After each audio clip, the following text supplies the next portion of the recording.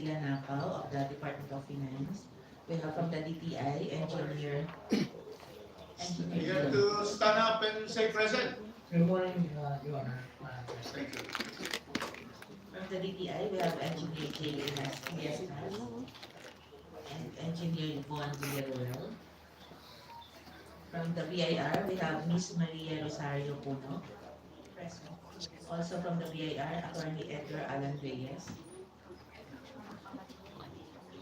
From the Bureau of Customs, we have ASCOM Attorney Vincent Philip Malonillo. From BOC, we also have Attorney Tristan Armando Langkaito. From BOC, we also have Mr. Paul Oliver Macodano.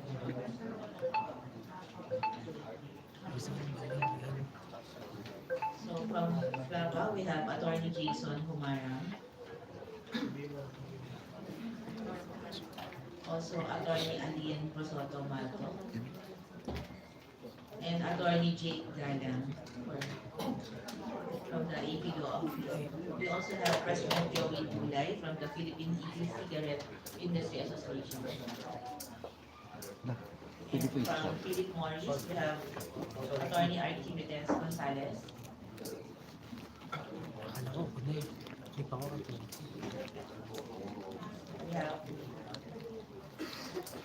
We also have Director Robert Eugenio from Japan Tobacco International Philippines. Also Attorney Jose Paulo Patango from Japan Tobacco International Philippines. And Attorney Norman Arugay from the AEC Law for 10 Trading Corporation. Sir, Your Honor. Thank you. The chair would like to take this privilege first and First, just Mr. Chairman, since they have been recognized, can this COMSEC give the oath to those new resource persons present? Can you please stand up? Those who have not yet taken their oath,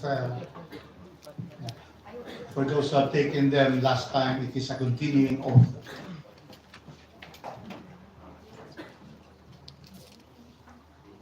Please raise your right hand and repeat after me. I state your name. Swear to tell the truth, the whole truth, and nothing but the truth. thank you. Para naman you have free hand and so the public and of course will have an understanding of what are we talking about here. I just prepared a short presentation and just to guide us of how important this hearing will be. Okay, full.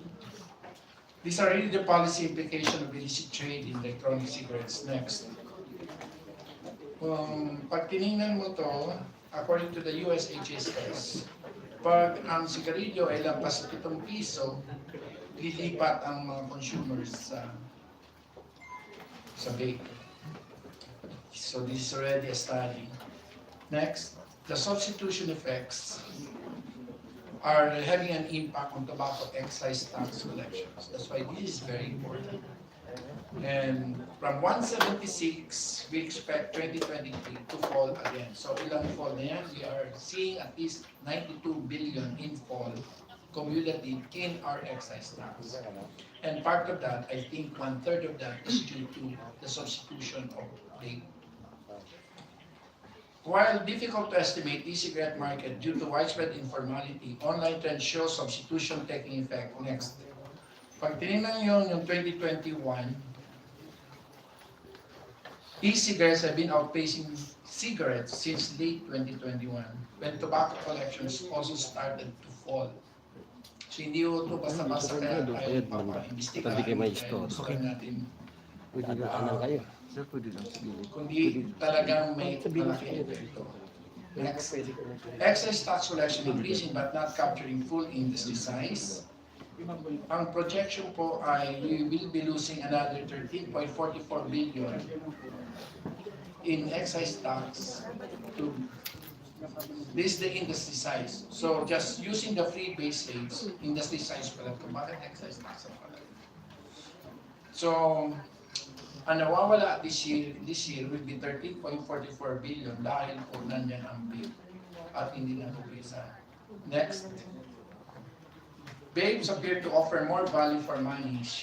Can you say that? in terms of puffs. Ang cigarette, so in short, kitang-kita dito, yung price per pack ng cigarette, 125, pero 300 puffs. So, the nicotine delivers 24, so e-cigarette delivers more or twice more than ordinary cigarettes. Yes, with 10,000 puffs. So now, let's just go to the key issues in the case of Laba. One, vape sale is not particularly classified under P6. So if ang laki na ng industriya nito, meron kaming industry report which says that by 2027, vapes will be 1/2 of the size of the traditional cigarettes. So in short, dapat nasa PSIC na to. Oy, Daki, sabihan mo PSA na dapat may sariling PSIC. If you look at the registration, there is no PSIC number. Para mas pati ang customs will be guided. Next. Okay. Next is that the brands found in the warehouse were all registered with the BIR RNC 93-2023 with Flava Corporation registering as a manufacturer. BIR, ma'am, di ba pag manufacturer dapat automatic may ROOP? Yes, Your Honor. Bakit wala dito? Revenue Officer on Federal. Yes. There's an assigned revenue officer on Pero, sino? Patayin mo nga. So, pwede pa ipakulong namin yan? Kasi obviously, wala naman manufacturing happening when they went to the factory. I went to the warehouse of Yanto. Matik yan. Pag manufacturer at excisible product, there should be an ROOP. Wala. Ano pangalan? Your Honor, because we have limited personnel. So wala. Okay na yun. Sabihin mo na wala kaysa may makulong. Ano gusto mo? Ano? Christmas nga pala. Kayong dalawa lang yung papakulong. Next. Flava Corporation is not registered as an importer. Next.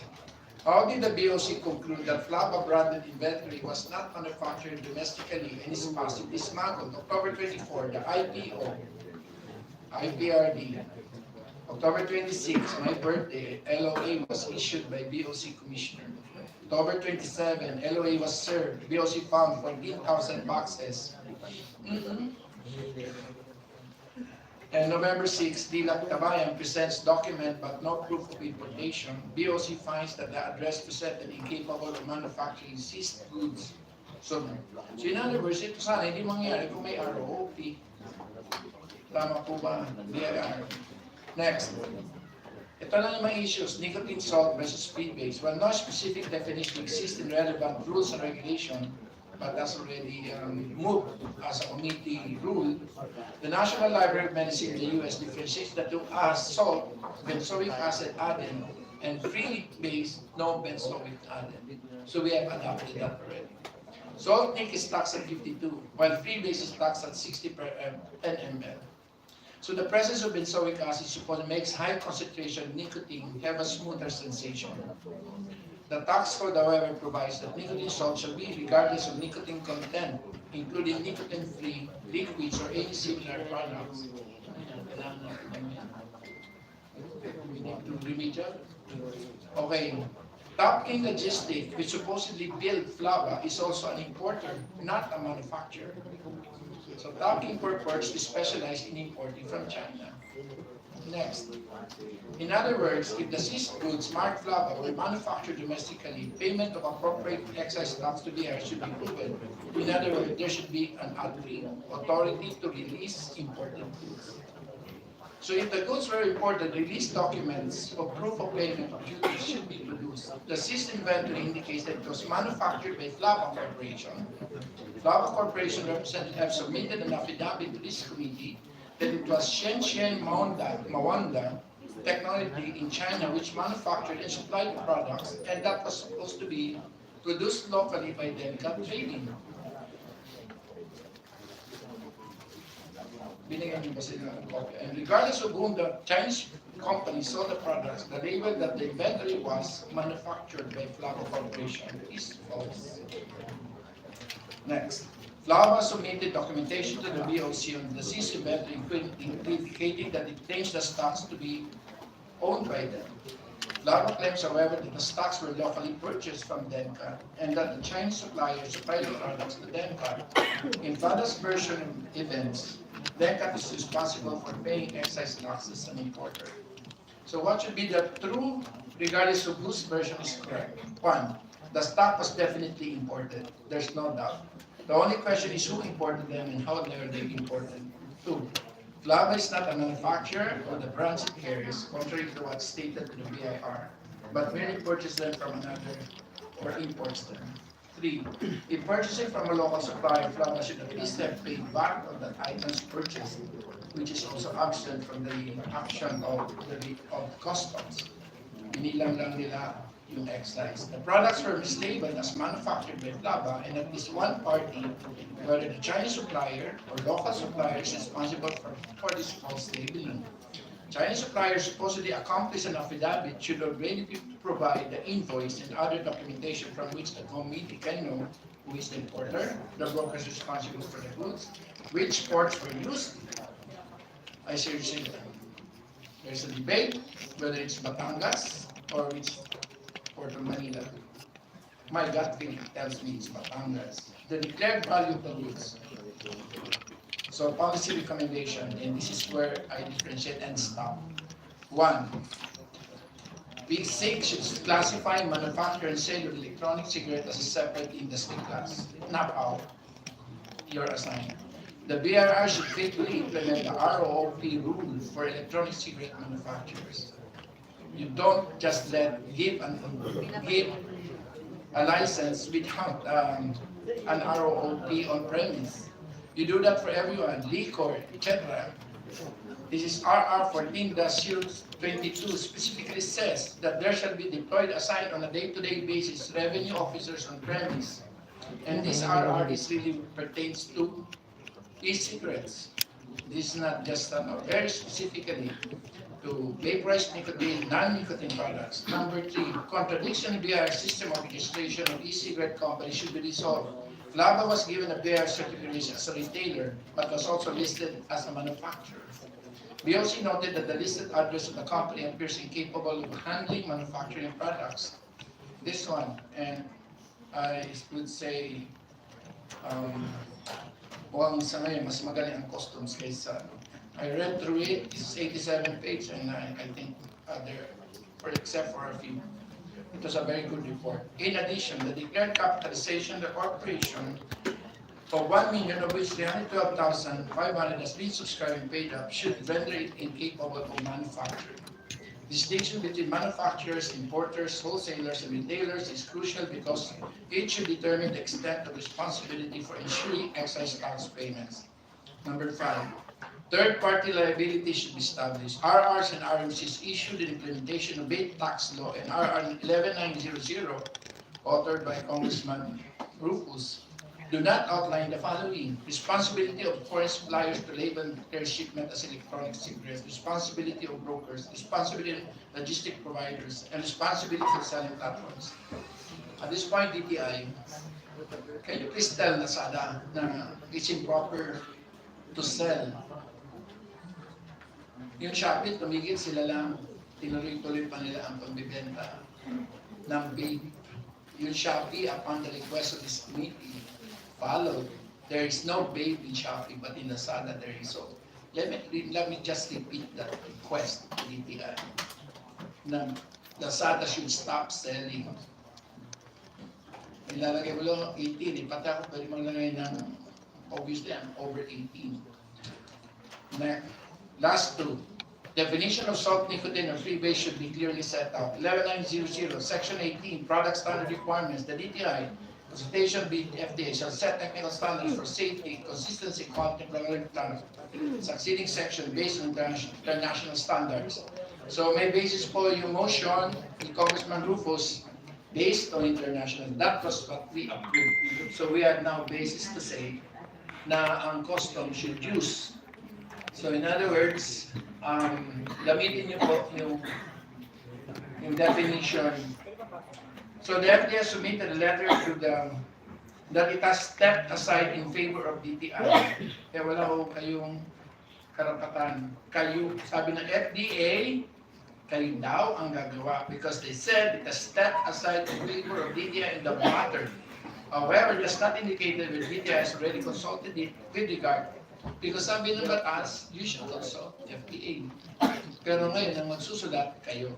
The definition are also not indicated in RA 1199 IRR. The Bureau of PPS possibly used PNS, AF, NOR, XP, D90-300, DAS1, 2019 to classify e-cigarette products under DAO 06-2022 of DTI. But there was no distinction there. Last, excisable products should be declared from the port of departure. Importers should be given the responsibility of informing their foreign suppliers that the goods to be imported are excisable. A declaration of goods by the foreign suppliers should be transmitted to the VOC and compared against the arrival's declaration should be a requirement for release. That's my presentation. And with the permission of the two luminaries, can I just ask the VOC if they want to expound on their report? Okay lang sa'yo? May I call on ASCOM Jet Moronilla to just summarize. Your Honor, we basically everything that that was done by the Bureau of Customs is in the report. Additionally, we were requested to produce a certification whether DENCAT Trading is an accredited importer. We issued a certification right to that. So they don't import. DENCAT is not an accredited importer. They applied for a one-time importation way back in 2014, but that's it. As to a regular importer status, Your Honor, DENCAT Trading is not a regular importer. Okay. So now, may I, usually this is reserved for the opposition. Dago, are you willing to yield to the legal ego or the author? I yield, Mr. Chair, and I would also manifest to the House resolution. Thank you very much. So at this point, may I recognize Congressman Rufus for his interpellation. Yeah, to add to the very clear presentation of what this is all about. Thank you, Chairman Joey. One thing is that, once again, we reiterate the DTI to issue a directive to Lazada to stop, to cease from selling. As of now, I have checked, Flaba e-cigarettes are still on the market. And so in spite of all what is being done here, Lazada continues to sell online. We also urge the DTI to inform Shopee to continue its non-sale of online of the Flaba products. So that is our request to DTI, to the support of Chairman. Let us not allow them to continue selling, especially because they are also selling to minors. All the minors will click is that they're over 18, but that is not. That should not be the case. So since we are investigating this, and probably criminal cases will be filed later, we urge the DTI to make sure that there will be a pulling out of all of these ads in their online list. That's one. Mr. Chairman, to add also to your explanation of the status of this particular investigation, I would like to put on record, I have a copy here of the affidavit of Shi Lichao. For the record, it says that Shi Lichao is a Chinese national living in Shenzhen province. The address is here. He is the general manager of Shenzhen Maunda Technology Company Limited. And the company is the one engaged in the manufacturing of vapor products, particularly the Romeo brand of e-cigarette. Third paragraph. In the Philippines, here is very, very important, we supply our product through, here it is, through Dencat Trading. Bar, Dennis Rostata. Is Dennis Rostata here? Yeah, you will be asked later on in the interpellation. As such, the goods are brought and paid for by your company, Mr. Rostata. That is the affidavit. So he's executing this to attest to the truth of the foregoing for whatever legal purpose. But before you will answer this, Mr. Chairman, the Notary Public has notarized this in the city of Manila. Mr. Li Chao is in China. So therefore, there is a question of this affidavit. The signature does not show that it's really a proper signature. It seems that it's just written. Mr. Chairman, I would like to mark as Exhibit A for the resolution Rodriguez, the signature of Li Chao, and also Exhibit A-1, the signature of Attorney Henry D. Adasa. Because Precisely is not here, because he's in China. How can there be an affidavit? But the content is different from the signature. We're going to let them answer. For the marking, Mr. Chairman, Exhibit A, signature, Exhibit A1, the notarization. Now, Mr. Rostata, my first question is directly. Here is an affidavit. Although there is some question of the authenticity, but we can go beyond that. There's an allegation.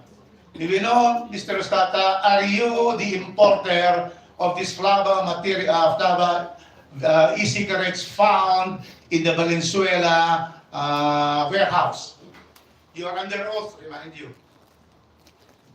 I'm not Your Honor. You are not the importer. Yes. Now, how did you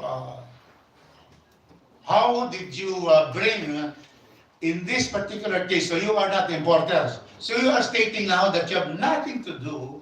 Dencat has nothing to do with all the flava e-cigarettes discovered these vapes at the warehouse, marked Flava Corporation. But then you're saying that you purchased them from Dencat Corporation. Is that, can you affirm that?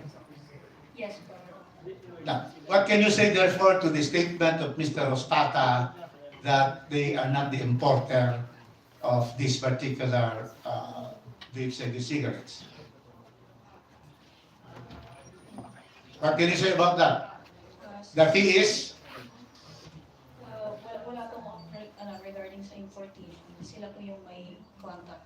So you're in fact saying that he's lying in this committee because he said that they are not the importer. So answer please. Mr. Rostata lied.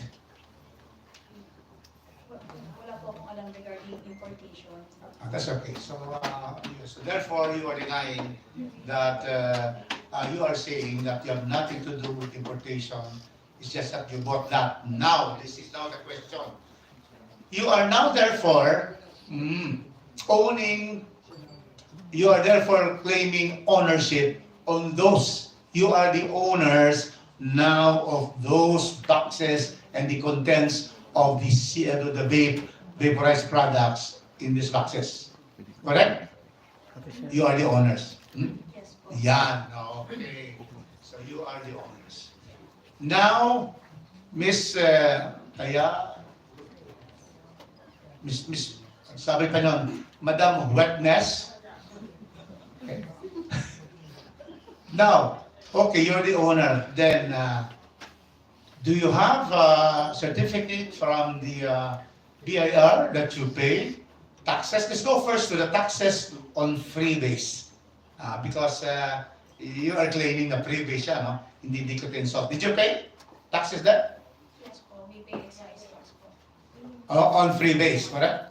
Answer from the Bureau of Internal Revenue.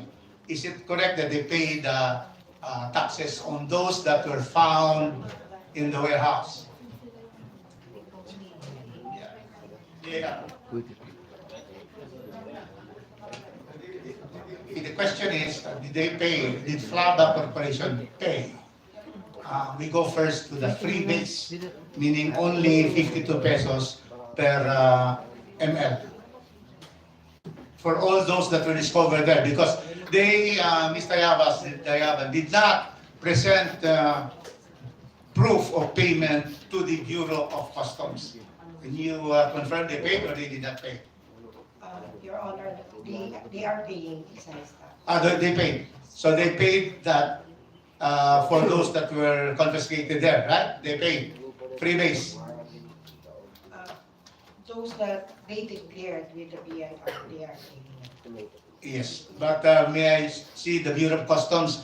Did they submit, when you required them to submit papers and payment of customs, payment of BIR excise tax, did they submit, Bureau of Customs, proof of payment of excise tax? None, Your Honor. None. In other words, there was none. There was no payment. And can you therefore present BIR the proof of a payment, whether the 1.4 million vapes, I think that is the number, 1.4, has been paid, because they may pay a little, they may pay on that. And so can you now certify that they paid the 1.4? Because they could not submit to the customs when they were required. That's why it is now under forfeiture. Are you sure that the 1.4 have been paid free base excise tax? Your Honor, the data that I have right now is only the total, but not the breakdown of the different products. How much was the total amount paid? And when? When were they paid, and what is the total amount that they have paid? For the month of October, the total payment is 1.8. 1.8? Yes, 1,800,000. Wow, 1.8 million, Mr. Chairman. And did you, the RROP, no, the regional office on the premises, had you checked on this particular vapes at the warehouse? Upon payment of 1.4, 1.8 billion only, and is this on this particular transaction, on this particular goods, or some other goods? We will know. At this point, I have no idea with regards to the revenue officer on premise. But with regards to, this is based on the file documents by Flava, based on the payment and the inspection fees they paid with the BIR for the month of October. So just to be clear, 1.4 vaporized products. They only paid 1.8. If you talk about 52 pesos per ml, and apparently these are really nicotine salt based, so there must be 10 ml per bottle, per vape. So how much would that be, Comsec? If you will now, let us now go into our computation now. 1.4 times 1.4 million times 10 ml times 52. Just the freebase muna which they're claiming. How much will that be? 1.4 times 10 ml times 52. Yeah.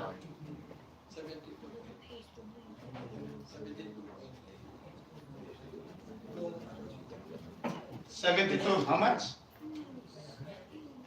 728 million. You see? Freebase pa lang yan. 728 million na BIR. So are you sleeping on the job, especially your premises officer? Revenue?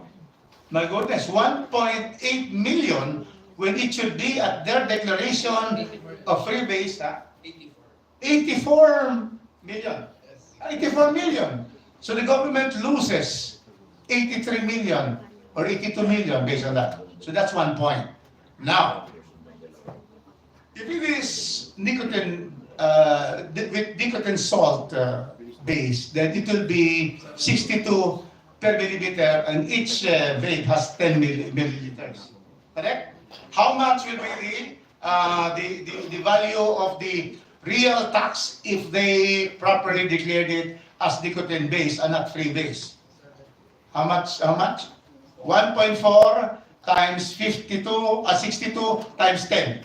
Ayan, that is the the total revenue that should have been paid as taxes, excise tax to the BIR.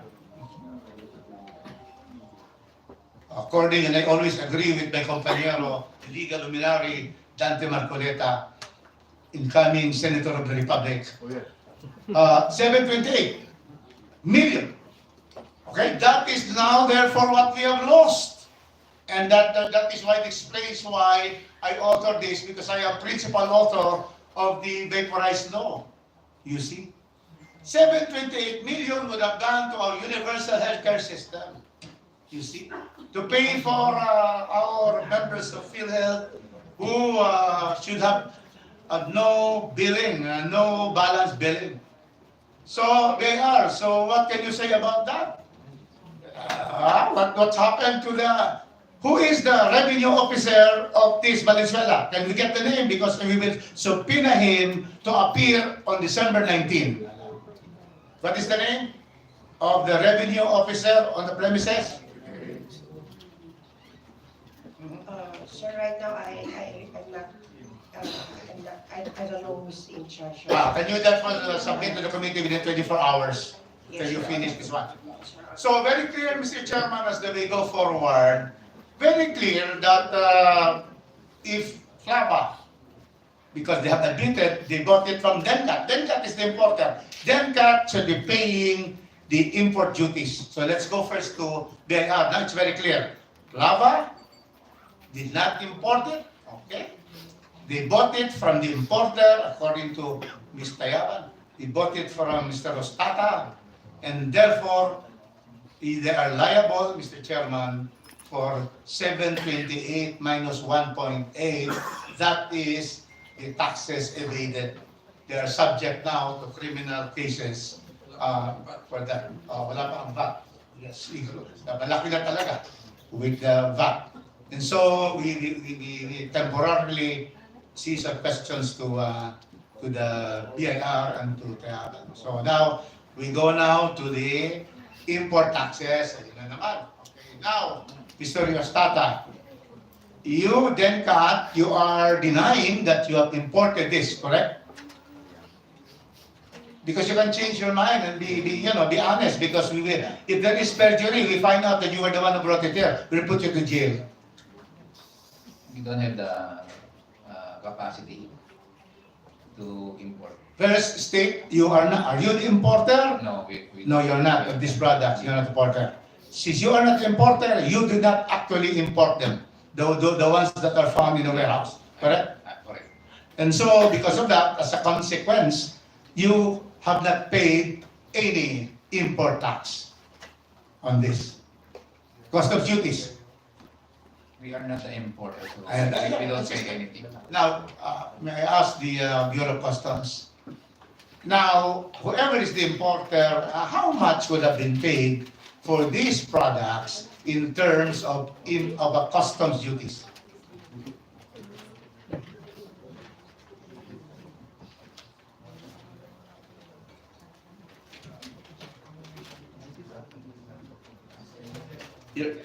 Quantity that was found there. How much is the customs duties due to those products? You should have that, which were not paid. Your Honor, in terms of duties only, duties, sir, if they're not going to apply for preferential rate, Your Honor, it should be 1% of the dutiable value, which is about 7 million pesos, Your Honor. We're talking here of not a free-base vaporized nicotine. It is salt-based. So there has to be a distinction, correct? You have to have a distinction. Yes, sir. The BNR should have a distinction for such taxes. You must have also a distinction in the value, real value of these particular products for you to impose the proper customs duties. Yes, Your Honor. So if the value of that is 1.4, how much is your valuation of those particular e-cigarettes?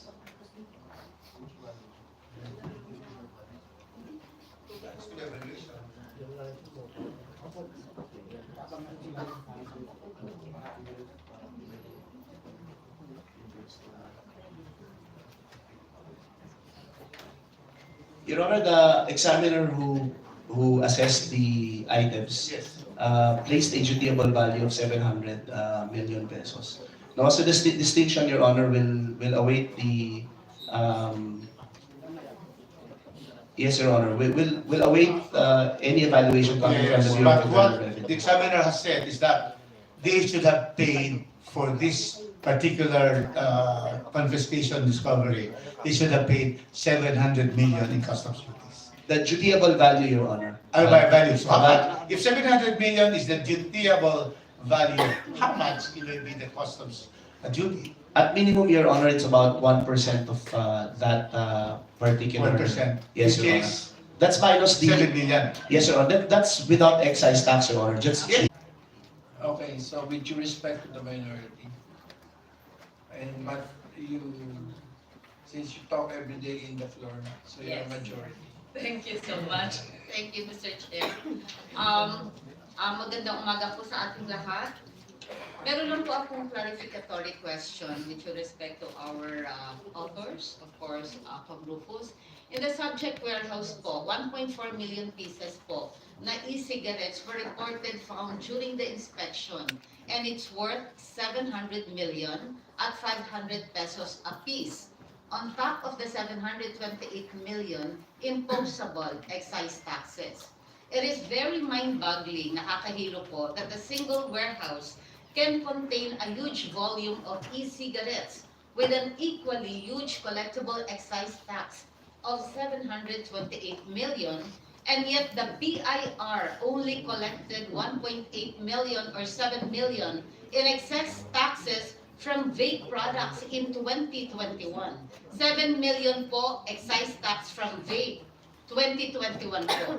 What do these disparities in numbers tell us? One is that there's a huge black market of vape products thriving out there untaxed. So the question is, what is our government doing about this? Do we have any surveillance and monitoring systems to capture this black market, and how effective are they? Kasi it is very important that the government contains this black market of vape products, not only because we are losing government revenues, but as the resolution noted, its existence poses a serious threat to public health as the products may be substandard and may have used dangerous and approved ingredients. Mr. Chair, I want an honest answer about this. Thank you, Mr. Chair. Please direct your question to which, Sino? first, if it is manufactured here as claimed, as in the registration of LAVA, BIR, I think the question is, then if it's imported, I think it will be customs, and if with respect to the harmful substances, I think it has to be, kasi FDA has shielded to BPS, and it's BPS. So custom, BIR first.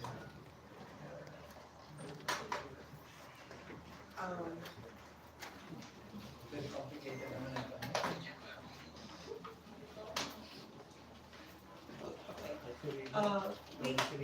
We have an assigned, the revenue officer on premise is assigned on call. Yes, finally. So are you willing to say who, sino yun? No, Bakit no? You're saying no to the committee that takes care of you? Your Honor, I'm sorry. I'm not handling the revenue officer on premise. But you're in charge of resizable Yes. products in the LTPS. Yes, but I'm assigned. So you're not doing your job? You're not in charge or what? Are you retired? Your Honor, another division is handling the revenue officer on premise, which is the Excise LT Field Operations Division. Ay, yung pumunta dito last time. Yes. Asan siya? Um, So your answers are qualified answers as far as the committee is concerned. with regards to the Yes, revenue officer, so you're not in a position to answer? for the revenue officer on Oh my premise. goodness. Pero sa ilalim mo yun, no? No, it's, we're under the umbrella of the excise group. So mali ba yun? Inimita ka ba namin? Your Honor. Did we invite you? Is there any letter sent to you by this committee that you represent the IRA? Formerly, Because the other one was the proper person, which is really excise tax, LTPS. Yes. How come you are here? Are you misrepresenting BIR?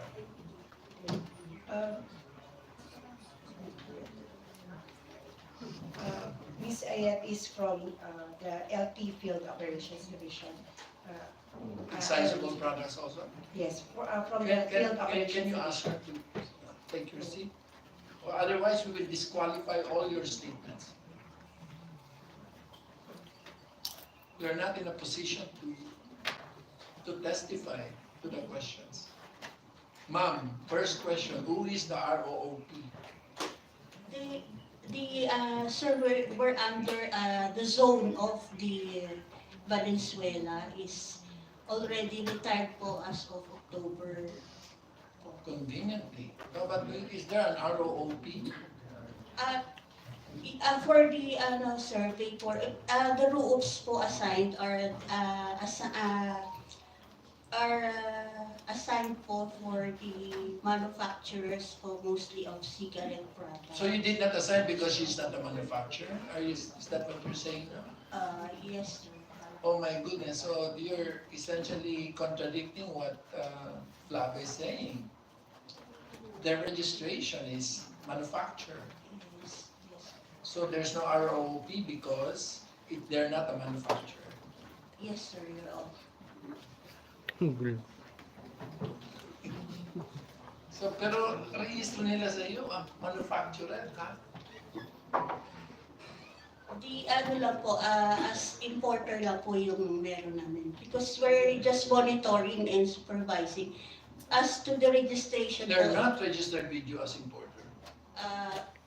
meron po silang, sir, permit issued by Excise LT Regulatory Division.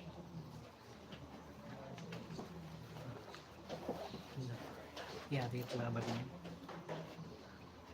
But under your RMC, there are no brands registered for Flava. Under importing. Alam mo, tumatambling ka. No, the division po concerned as to the registration of brands is under the... I have your RMC and there's nothing here that says that Flava is importing. And therefore, there has to be an ROOP in their manufacturing. Mr. Chair. Can you tell me kung sino makakapagsalita para sa bagay na to sa biyaya? I think, sir, the division chief for the excise LT field operation who monitors and supervises for the establishments, accessible establishments. Anyway, the answers, so I think we are not, you cannot accept your answers. I'm sorry, Your Honor, but I'm only Oo, hindi naman. Parang nakita ng nanay eh, kaya ang bait pa eh. So I accept your sorry, but I don't accept your answers. So anyway, yes, Maxine. Mr. Chair, kayo po nabanggit niyo po earlier, nasa monitoring po kayo. Kung nasa monitoring po kayo, ano pong ginagawa ninyo sa surveillance ninyo at monitoring system na nasa black market natin na ang tax po from 728 million, 7 million lang 2021 pa po itong record na ito.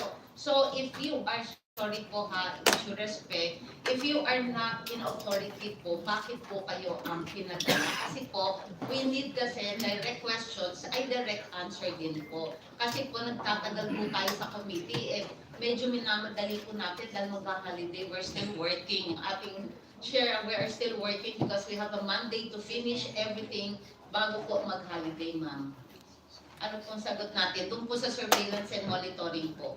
Na nagpa-flood po ang ating market na hindi po natin monitor, kaya po yung binabayad po sa taxes na 7 million 2021 imbes na 728 million po, 2023 na po tayo, ma'am.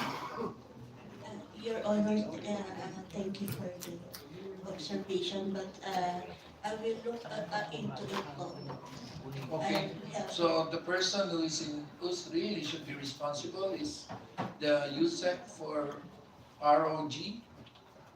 I think, sir, Napao, I think you should answer the question fully, comprehensively. The concerns of Congresswoman OFW. Okay, good morning, Your Honors. I recall in one of our ex-com with the secretary, together with the commissioner of the BIR, the commissioner requested or mentioned that they have a concern as to how they will trace the raw materials that are being imported. These raw materials are that will be used to manufacture the vape products. They're saying that these are usually manufactured in different Dalawang kape.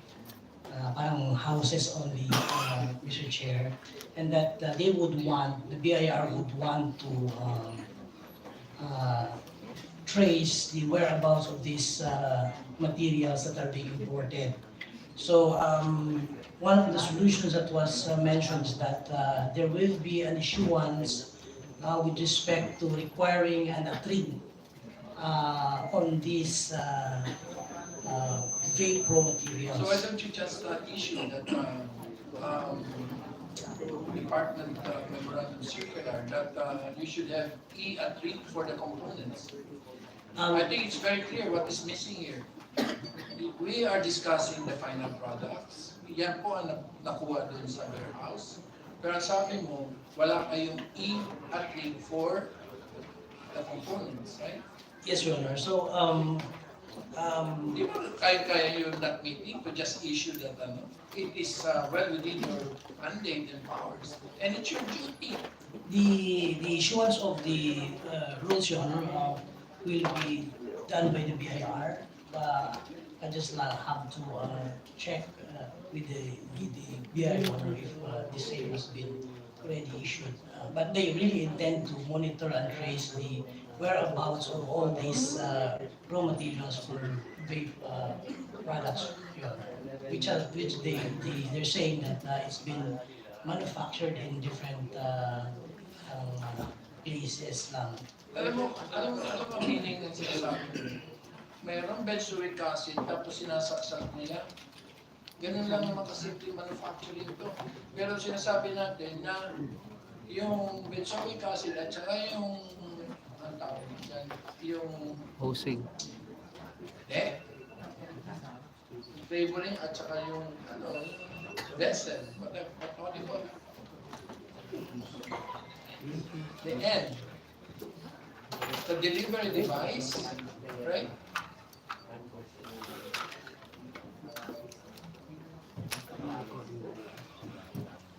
Wala kayong at-read. Mr. Chair,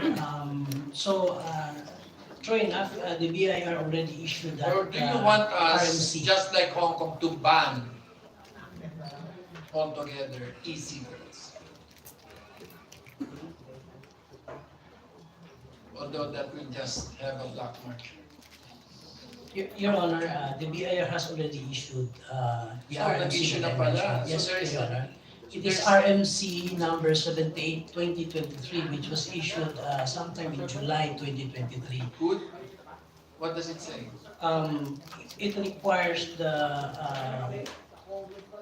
manufacturers, the importers, I think, the to components.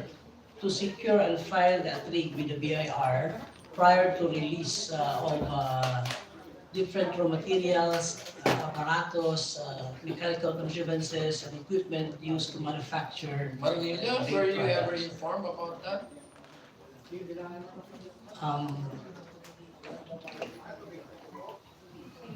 I'll have to check with the Office of the Commissioner, Your Honor, but the BIR just told me now that this was forwarded to the BOC.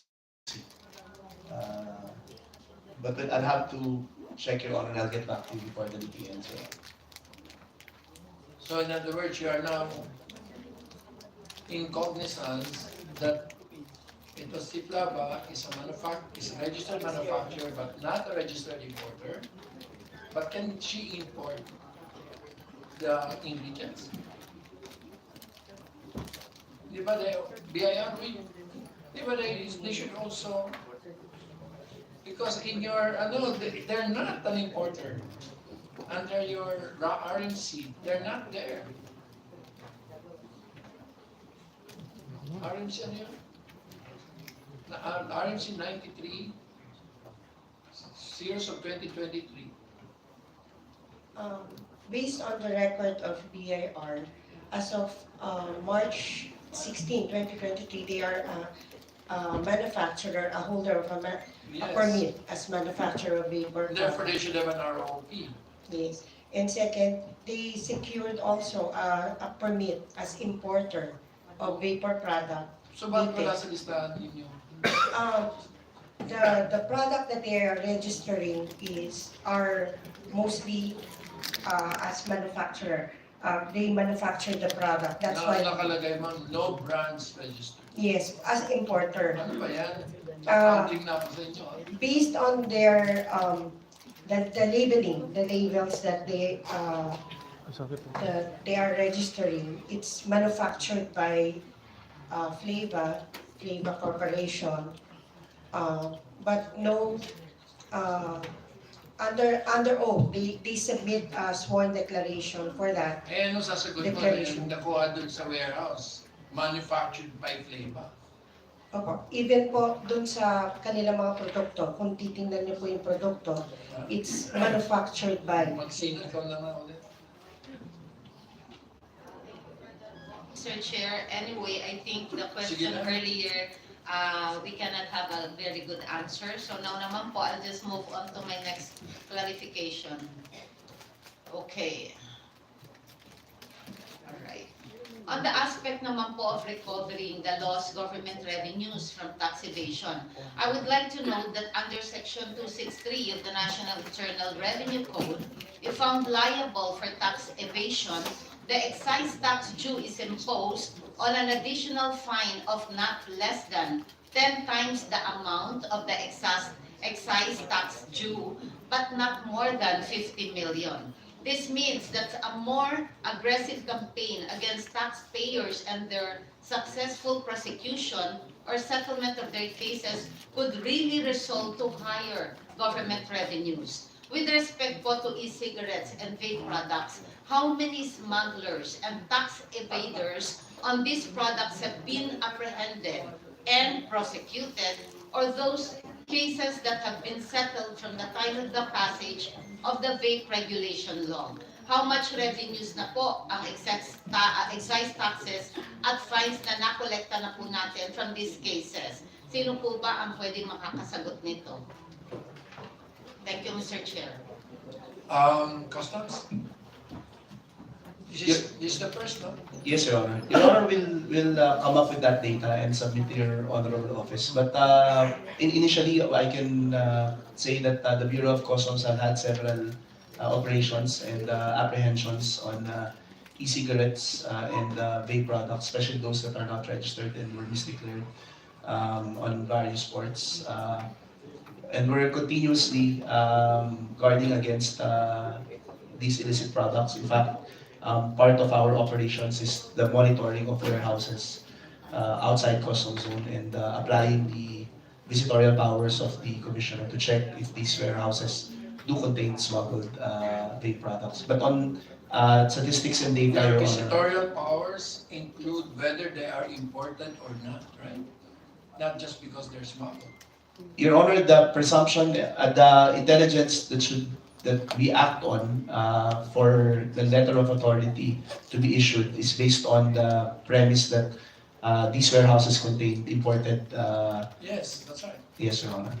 Only on the premise that these warehouses are contain imported products. Mr. Chair.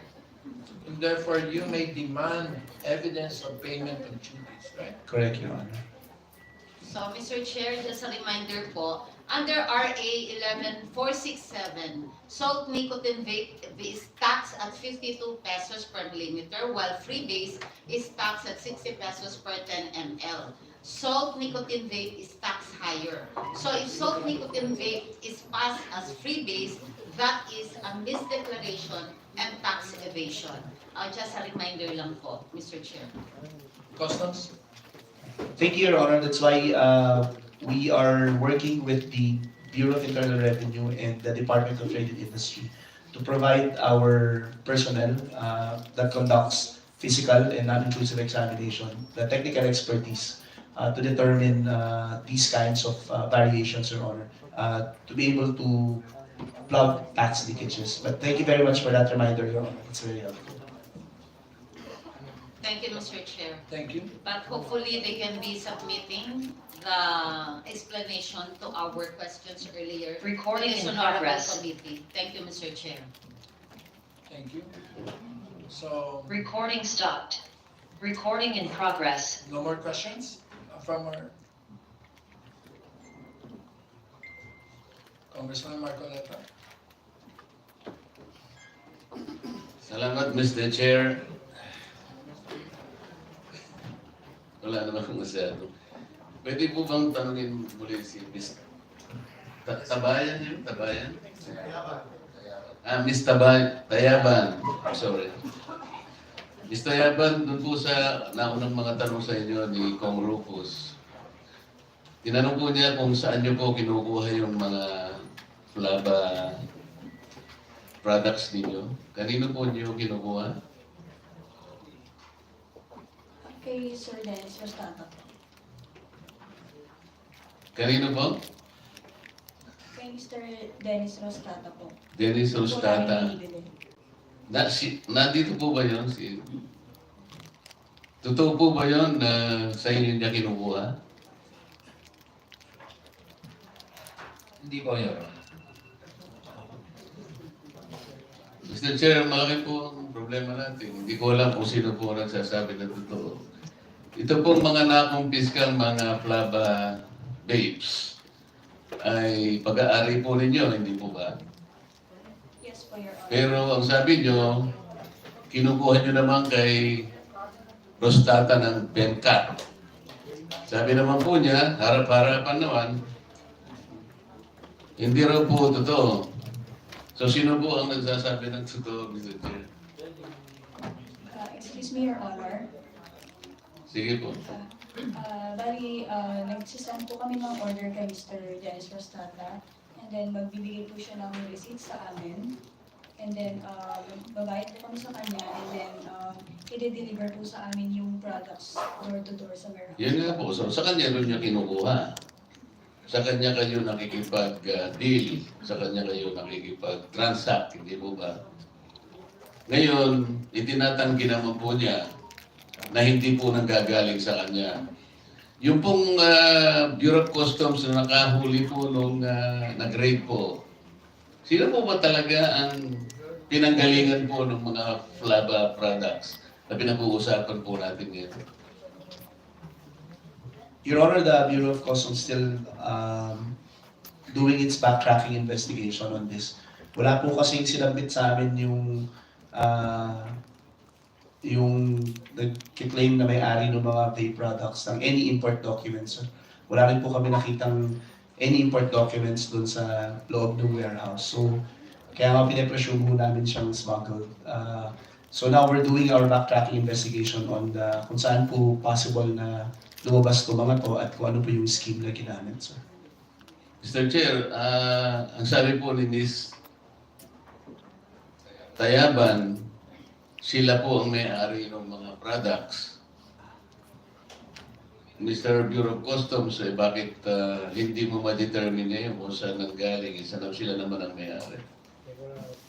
Sir, wala po kasi silang pinresent na import documents and they're also claiming that they did not import the items. Sinasabi ko nila si Dencat, but Dencat, sir, hindi naman, pareho po silang hindi accredited importer ng Bureau of Customs. So, Mr. Chair, maliwanag po na kahit na sinasabi ni Mr. Yaban na sila po ang may-ari, At siya po ay nagsasabi na binili niya naman kay Mr. Rostata. Sabi naman ni Rostata, hindi naman po totoo yun. Wala po talagang may-ari. Ano po ngayon ang status nito kung yung mga nasakote po ninyo mga produkto ay wala naman talagang may-ari? Pwede ba natin kunin ngayon? Sa atin na lang po yan? Sir, may forfeiture order na po kami, sir. Oo nga. Kasi sa ngayon, lumilitaw, walang may-ari, di ba? Kahit na aminin pa ni Mr. Yaba na silang may-ari, wala po kayong dokumentong sinabit na papatibay na kayo po ang may-ari. Maliwanag po yun. At tinatanggihan naman ni Rostata na sa kanya po nanggaling yun, wala po kayong magagawa sapagkat wala naman kayong mapipresenta sa kanya siguro sa komite nito na talagang binili nyo sa kanya. Kaya malinaw po ngayon na yung mga produktong yan ay wala na pong may-ari at maliwanag po na yan ay nasa disposal na po ng pamahalaan. Tama po ba yan, Mr. Bureau of Customs? Tama po kayo, Your Honor. Gusto ko pong itanong sa inyo sapagkat kayo ang nag-rate. Ano po ba yung itsura ng mga produktong ito? Kasi dalawa po yung nakikita ko. Isang Plaba Oxbar at saka isang Plaba parehong bar eh. Ano po itsura nun? Your Honor, ipapasa ko po yung Pwede microphone. bang ipakita natin sa ano para makita lang natin ang itsura? Yes, sir. Papasok ko rin po yung microphone, sir, sa head ng team na nag-conduct ng aming operation. Si Mr. Chief Paul Paculayan po ng aming Intellectual Property Rights Division. Thank you. You recognize Inspector Intelligence Officer 3, Paul Oliver Paculayan. Paul Oliver Tunas. Sir, you recognize. Yes, sir. All of the commodities found at the warehouse are branded as Flava Romeo with various flavors. So that's the only distinction between them. Just the flavor. Meron po kayong hawak ngayon, makita natin. Mahirap po kasing pinag-uusapan, hindi man lang natin nakita ang itsura. On the when we search at online search at Lazada, Flava Romeo or the picture of Flava Romeo will appear. But I also have pictures during the conduct of the inventory. Picture of the actual goods. Kasi po, Mr. Chair, kaya natin tinatanong ito, kami ang dalawa po ni Kong Rufus, pareho kami co-authors ng ating Republic Act 11900. I believe we have installed several measures in order to protect especially the minors na hindi po ma-access yan. Ang isa po dyan, kaya gusto namin makita kung ano pang itsura niya, the law prohibits the sale of these BNMPs which are marketed or labeled or packaged with yung mga flavors po which are very appealing to minors. Yun po yung pinaka-importante doon. As a matter of fact, even the consumer communications of these products, Mr. Chair, meron pong prohibition about the use of yung mga cartoons, yung mga candy bars, even desserts. That's exactly. Kasi kung ito po lahat ay nandyan at itong mga Flava importers na yan, kung sino po yung nagdadala niya, they're violating several provisions of RA 11900. Tsaka yung manner po ng kanilang pagpo-promote, yung pag-advertise, nakalagay din po sa maraming sections ng RA 11900. Ms. Tabayan, alam mo ba na pati nga yung points of sale, establishments, no? Offering or selling or distributing BNNPs ay kailangan nakapost.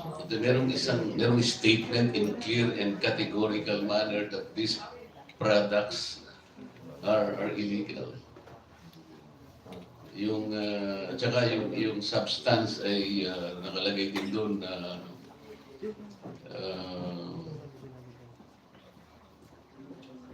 hindi mabuti para sa mga... Nakalagay ba sa mga produkto ninyo yun? Nakasulat ba yun?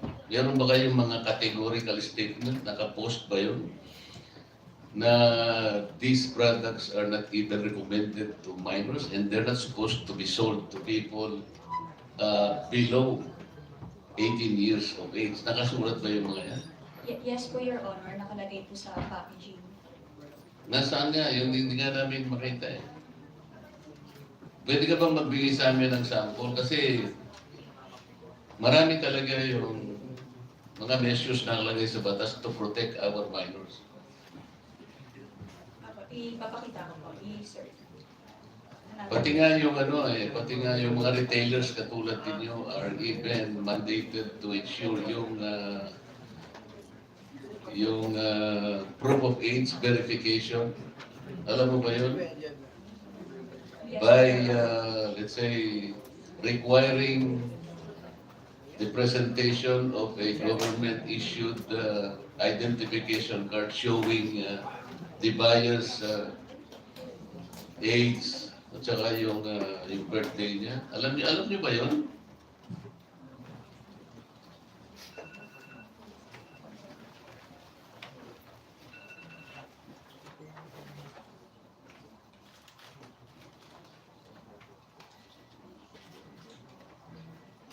I don't think, Mr. Chair, these people even understand or are even conscious about Republic Act 11900. Meron bang piniprescribe na graphic Excuse me po, health Your Honor. warning ni Ms. Tabayan? Do you know Yes that? po, Your Honor. Nakalagay po sa packaging yung graphic health warning. Nandun din po sa packaging yung... Oo nga, but against your statement, hanggang hindi namin nakikita, paano natin malalamang totoo yung sinasabi mo? You're just reading from a cellphone. Kaya nga gusto namin makita. We want to make sure, unang-una, yung produkto talaga, totoo ba yan? Na talaga na pinoprotection na nyo yung mga minor? Kasi ginawa namin ang batas na to. In particular, protection to people below 18 years. At hindi man pwedeng gumamit ng flavor, napakaraming flavor ang ginagamit pala ninyo. It was already established by the Bureau of Customs. Bawal yung mga flavors eh. I have a copy of the packaging na po, Your Honor. Ikaw, may kopya na kami, wala. Hindi mo nga nakikita eh. Okay lang po bang ipakita ko po sa inyo? Malay ko, umuyan nga yan, litrato mo lang. Gusto ko yung produkto mismo yung makita na for our own appreciation. Rest assured na ito po yung packaging po. Ano? Rest assured po na ito po yung packaging po. Sana mapaniwalaan kita. Hindi nga kayo magkaintindihan ng Rostata ngayon na pipilitin mo kami maniwala sa'yo. Ipakita mo na yung package dito sa amin para makita namin ang itsura ng pinag-uusapan natin. Nilitrato mo lang, hindi yan ang ibig ko sabihin, yung actual ang sinasabi namin. Wala ba kayo na-confiscate 14,000 cartoons? 100 each cartoon, kaya 1,400 vapes. Valued at 1.4 billion pesos. Wala kayo may bibigay na isa sa amin para makita namin ano yung tsura niyan.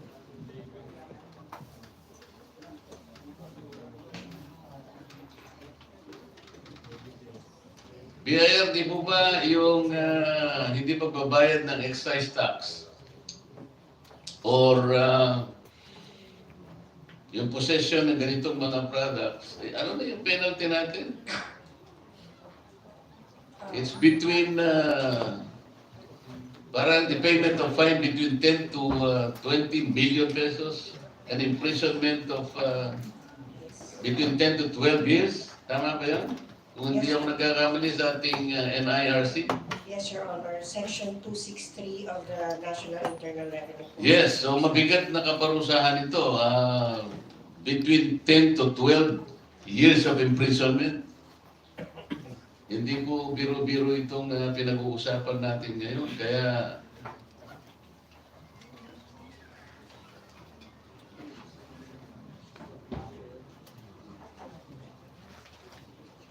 so, Mr. Chair, hanggat hindi po ako nakakita ng itsura ng titigil na muna ako kasi gusto ko kasing makita po yung pakete ng mga vapes.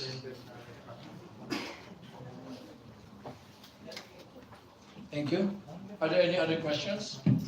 Your Honor, can I make a clarification Yes, as ma'am. to As to your the authority. warehouse?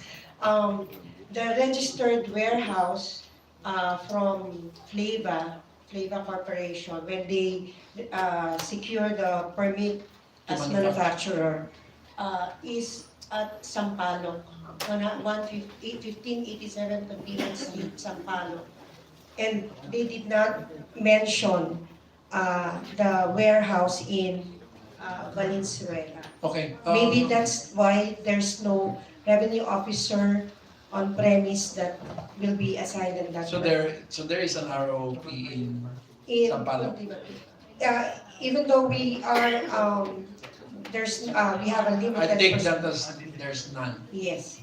Because according to the report of the VOC, what is your investigation of the Sampaloc premises? It's a two-story residential lang. And in the bottom is a vape shop. Yes, sir. And in the top is what? A residential house. So in other words, there's no factory. That's right, sir. That's in your report. So meron lang ako itatanong, ma'am. I hope alam mo, the lesson for the day is this is a market growing by 40% per year. Bakit pa kailangan hindi nyo kailangan sumunod lang sa batas? Malaki ang kikitain ninyo. Ilan lang kayo dyan, 4 lang yata kayo nag-ooperate dyan. So anyway, just show a few things. Sige.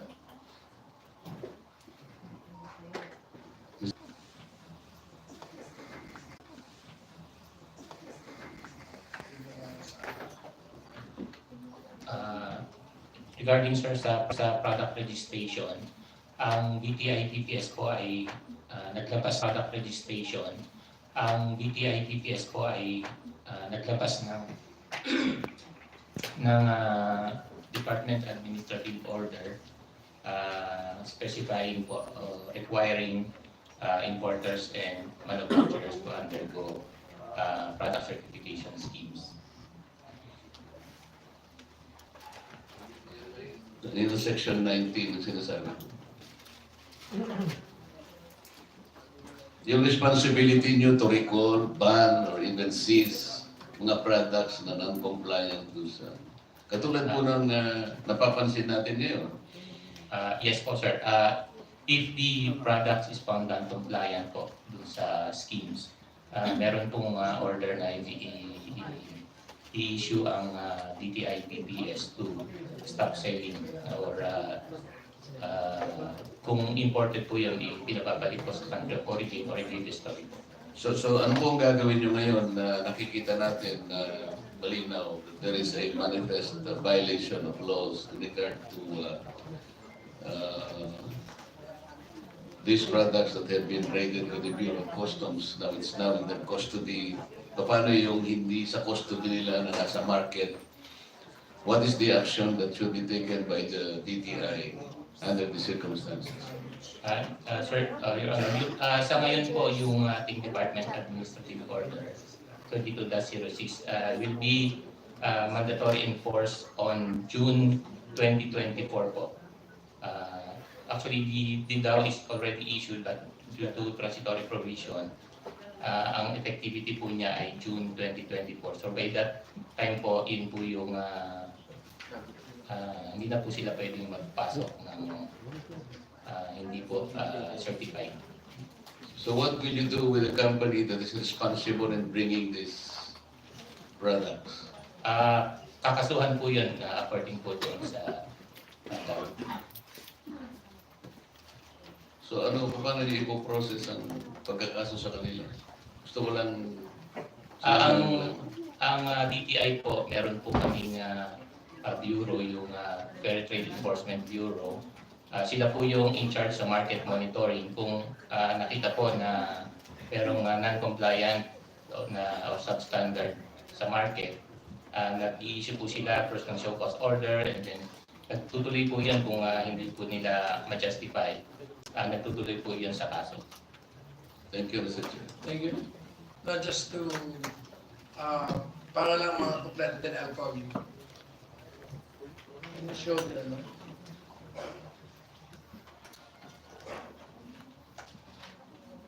Hindi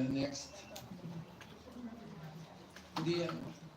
Ayun na yun, sabi. Sino ba nag-submit nito sa amin? Kayo ba? Ma'am Lila? Nakita ko na lang, nasa table ko na yun. Hindi kayo, ha? Pero yan sinasabi niyo, di ba? Pakipalaki nga niya. Kayo ba? Yes po, Your Honor. Okay. Sinerch namin yan, ha? Ito yung kanyang opisina. Next. Yan ang opisina niya. Pakibaba nga ng picture na yan. Nasa ilalim po ng tulay. Diyan po pinanotarize, Your Honor. Kaya, so, pinanatalo pa. Ang dami-dami mong abogado. Ba't hindi na lang siya? Next. Pero, pinadala niyo kami dito. Ito yung kanyang, Proof po na nandito po siya sa Philippines and also yung nasa passport Pilipinas niya. ba yan? Yes po, because last week, Ba't wala yung abogado sa tabi nung nag-notaryo?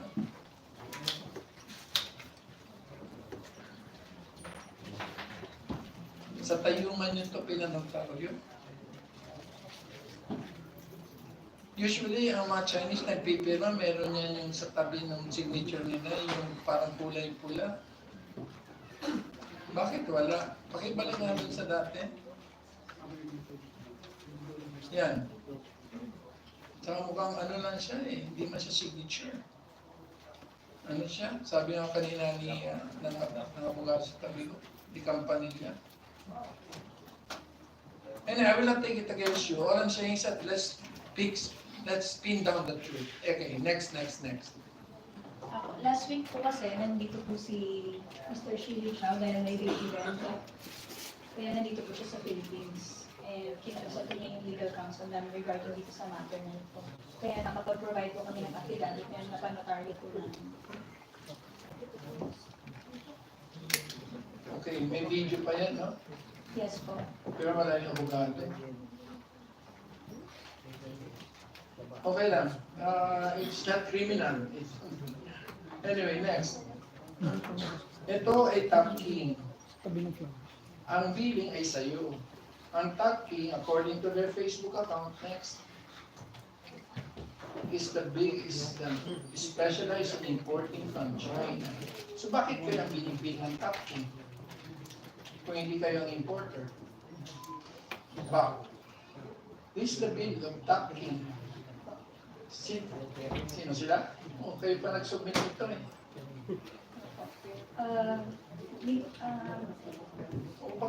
Bago nga kayo mag-submit, yung hindi incriminating. Your Honor po, sa billing po kasi ni Sir Dennis Prostata po. Hindi nga eh, di sana yung top, hindi Dennis Rostata sana yan. Opo. May binakita ka sa akin galing kay Dennis, pero walang firma, tapos ang amount is so small, it doesn't even, for a very large consignment, it's only said, what, 236,000? Million ba? Bali, sa billing po kasi minsan kasama na po yung shipping fee and upon instruction po ni Mr. Dennis Prostata po, minsan pinapa-direct niya na po yung billing sa amin po, sa forwarder po. Okay naman sa'yo, pag-usan namin ng bank account niyo para makita ko yung transaction. Under the AMLA law, any proceeds from local activity, motor proprio can be opened by AMLA anyway. Anyway, the committee will make a motion to look into your bank accounts to see really which money moved during that time between October 25 and November 7.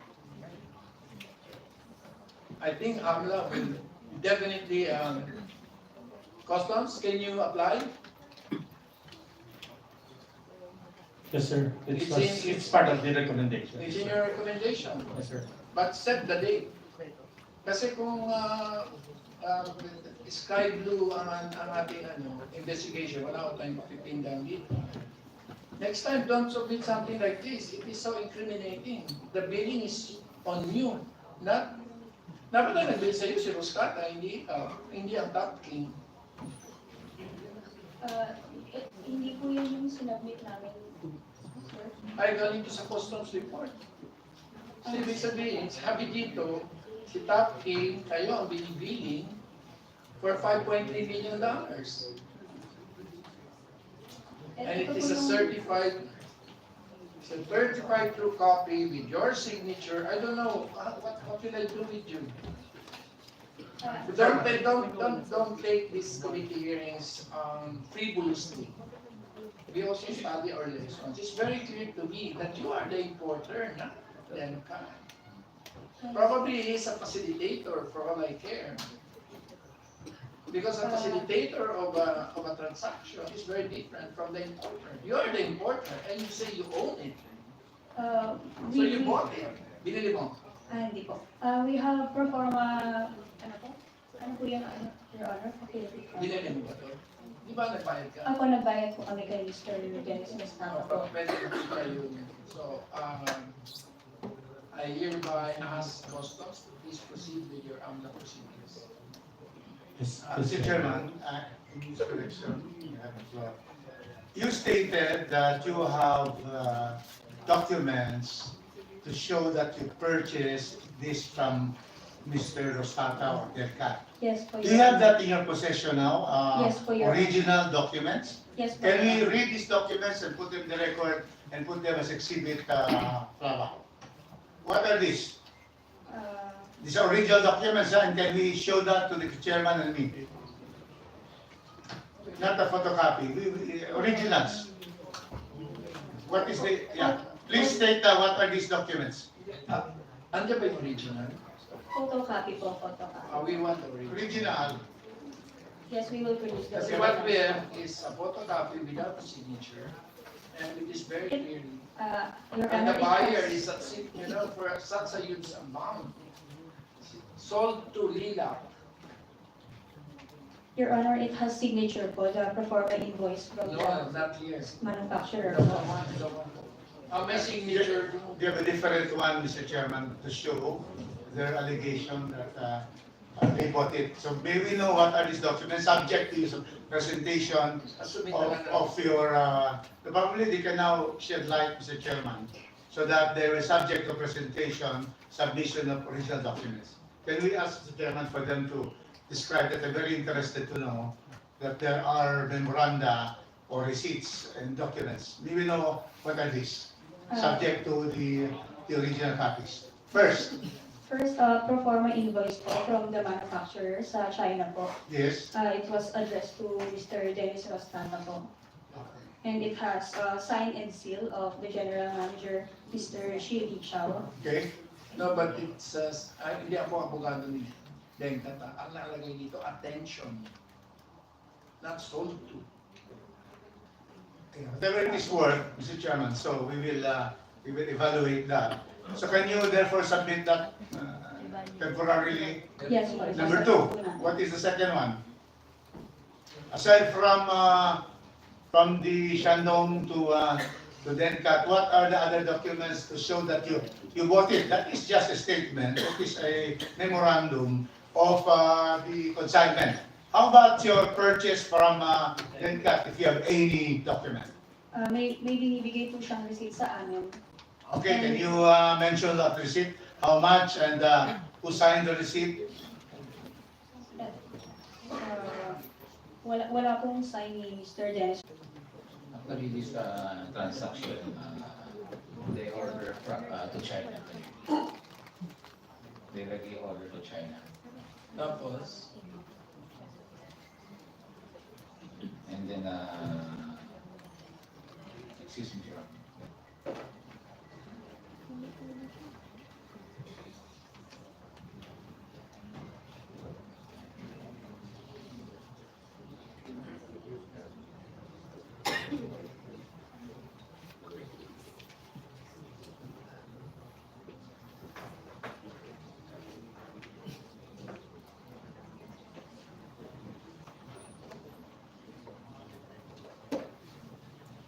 Actually, Your Honor, yung transaction na yan, sila yung direct nakipag-negotiate sa China. No? And then, ang talagang participation natin dito is, nakiusap sila sa akin na kung pwede, ako na mag-shoot out. Ako mag-shoot out ng pera. Watching of Tagabayan. Yun, parang yung pera nila, instead na direct nila So kumita ka? Nasa kanila yun, minsan, binibigyan naman ako. Magkano? Norm, it's like 10 each. 10 pesos per unit. So kumita ka ng 15 million? Hindi po. Hindi na-release. Ano po? Kung na-release po yun, nahuli. Yes, sir.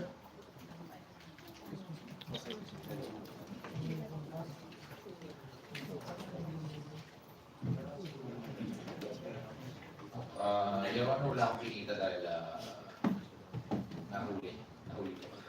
Ano po? Nahuli po. Nahuli. Kaya, so wala kang kinita? Wala po. Wala akong nakuha. At saka partial pa lang yung napadala. Na 78? Opo. So yung 230, nakamitin? Nakamiting may na-sense na kasi kailangan nila i-ibenta bago makakuha ng pera. So ano talaga yung pinakaroon dito? MU?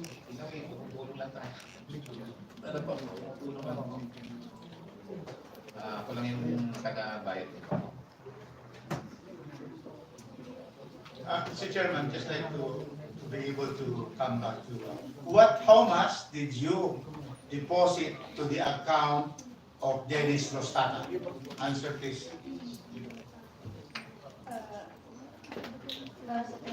78 million pesos po yung deposit namin to Mr. Dennis To his account. To his account. Okay. Would you list that you received the 78 million or you received 78 million? I need to check I move, Mr. Chairman, that Mr. Rostata be included in the AMLA by the Bureau of Customs.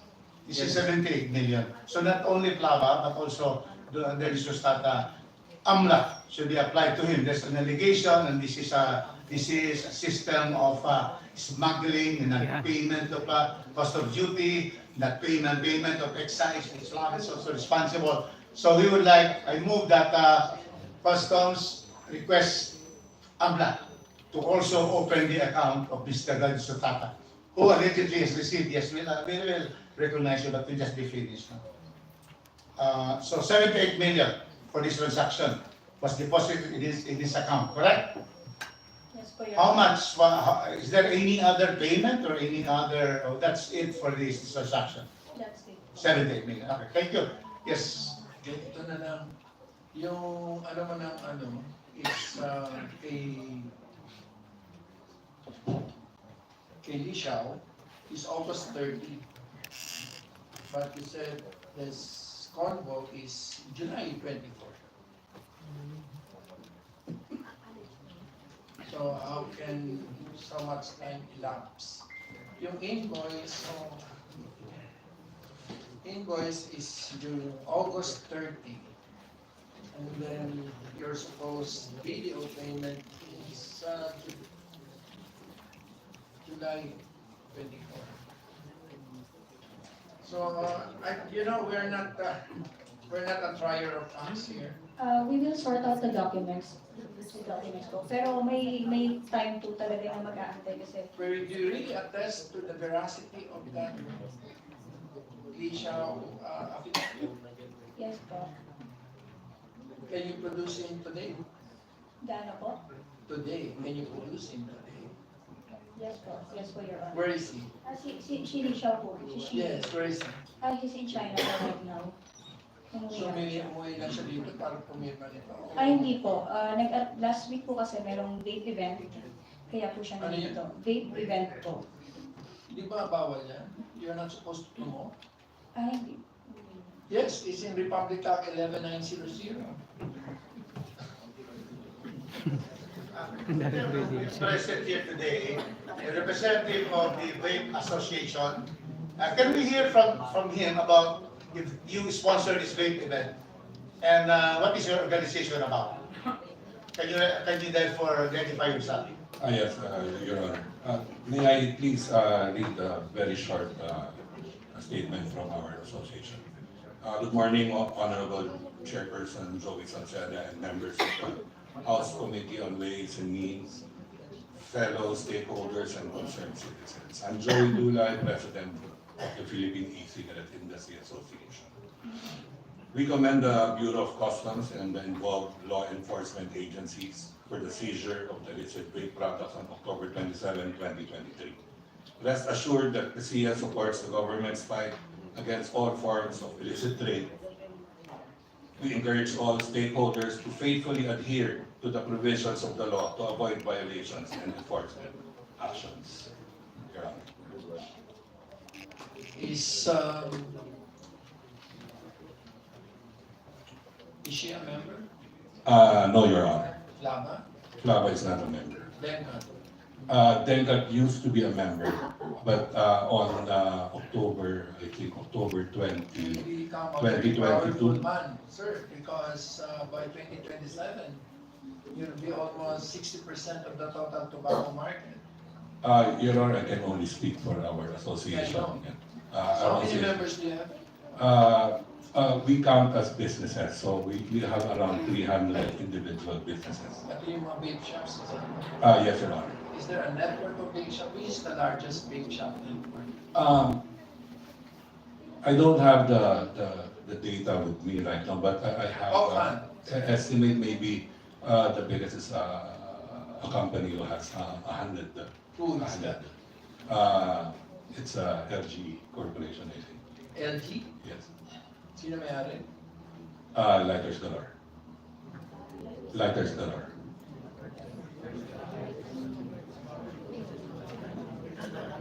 Lighters Galore. Lighters Galore. Lighters Galore. It's a retailer of vape products and cigarette and lighters for the So multi-brand siya, sir. multi-brand. I'm sorry. Ikaw, sir. Also, pero kakunti lang po ang tindahan.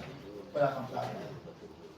Meron po akong kineri before na Flava, but you know, sa amin po mga vape shops, ang unang-unang hinihingi namin since nung nag-start itong RA 11900 and the enforcement, ang unang-unang hinihingi namin is the copy of the permit to operate ng kampanya nila and excise tax, copy of the excise tax payment, yung tinatawag na, I think like PRD.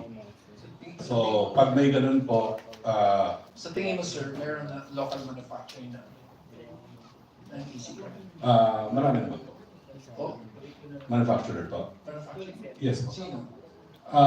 Mga e-liquid, mostly before kasi doon nag-start kami. Mga e-liquid products po yung mga manufacturer. Uy, BPS. Meron ba sa inyo BIR? Sabi niya, mga 100 manufacturers. Mostly, Your Honor, mostly retailers po. Retailer? Sa mga. What do you mean by retailer? Ano lang po kami, kumbaga, humahango kami sa mga manufacturer, importer, tapos binibenta namin. Mga retail direct to So, consumers. saan yung manufacturing doon? Sila po ang mga nagsusupply ng mga produkto, pati ang mga importers. Hindi ko mag-gets. Parang ganito po, meron po ako let's say, isang tindahan. Hindi po ako manufacturer, hindi po ako yung gumagawa ng... Hinahanap ko yung manufacturing, sir. Opo, nagsusupply. Retailing nakukuha ko yun. Opo, tapos nagre-retail kami. Mostly po ang PCA, our association, is composed of vape shops. And a very few importers and manufacturers. Manufacturers? Meron pong manufacturers, yeah. Mr. Chairman, maybe Yes. we can name some of those manufacturers known sa kanila. Can you give us a list of your members, sir? Including classified as to retailers and manufacturers? Sa mga manufacturers po, from our before, we have as members as Yes, sir. Cholos Blend, Phase 3 Vapors. Yan po yung mga e-liquid manufacturers. Noong araw po sila, doon po sila nag-start. Tapos, ang alam namin ngayon, parang parang hybrid ng ano na rin nila. May import sila, meron din local manufacturer. Okay, thank you for your statement in support of 11900. And yes, Mr. Chair. Maybe we can also ask the kung meron silang list of manufacturers. Yeah. Your Honor, we will provide the list of the manufacturers. Ilan kaya? Around 7 or 9, I think. 7 or 9 meron sa asosasyon sa daan. So there are at least 93 unlisted, unregistered manufacturers.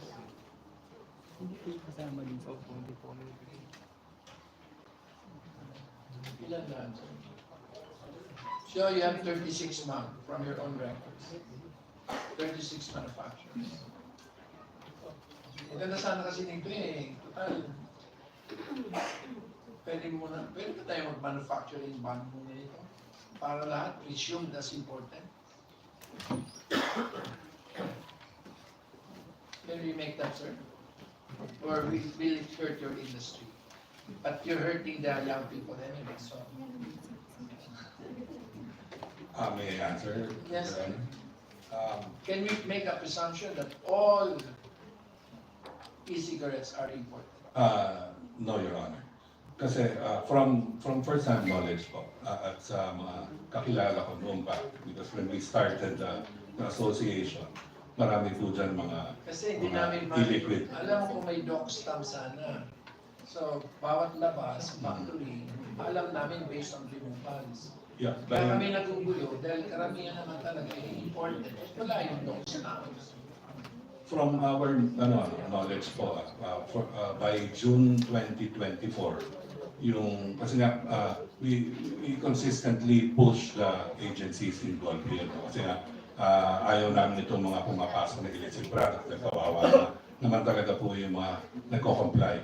Since nung kami nagsimula sa association, wala pa pong batas, kami po, we were for self-regulation. Kaya po, nung nagkaroon ng batas, kami naman po ang talagang dinidiin namin ngayon is compliance is the key to the industry. Growing very fast. I'm telling you that you will be half from 107 billion, you'll be like 500 billion in 5 years.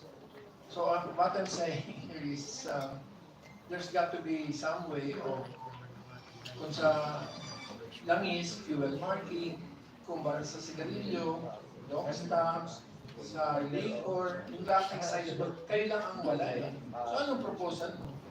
By June, from the BIR, kami po ay nakikipag-usap madalas po sa BIR, sa DTI at sa customs po, para dito sa regulation. By June 2024, lahat po ng mga produkto ng... Pero do you have a proposal ready for a doc stamp system for Yes, Your for Honor. local manufacturing? What about imported?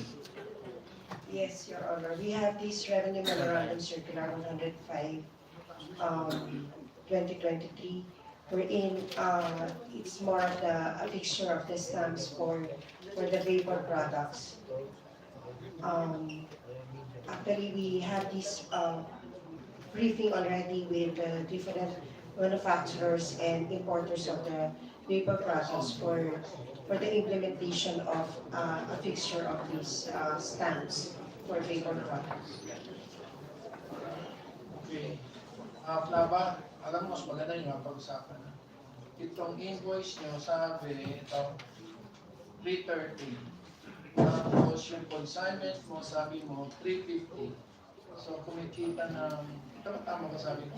Looks like, binibigay ng 20, ng 10 pesos ang delta for this transaction. Kasi there's a difference between the same transaction, all coming from you. This is your invoice, this is your consignment, and this is your invoice. Puro ito galing sa'yo. So, ito 330. Yung isa 350. So, kumikita na sa piso ang ano? Sa usapan na po yun ni Mr. Ninyo? Hindi po. Sa usapan po yun ni Mr. Dennis Paano Mastata. nangyari yung ikaw, so usapan nila at saka ni Yes po. binibili lang po namin yun kay Mr. Dennis Rostata po. So kung ano po yung bill sa amin ni Mr. Dennis Rostata, yun po yung binabayaran namin sa kanya. Yung pricing po ng manufacturer sa China sa kanya is hindi po namin alam. Bali nalaman lang po namin yung hiningi po namin yung performa invoice po. Na ito, magkaibigan na nag-cut niya po kayo dalawa.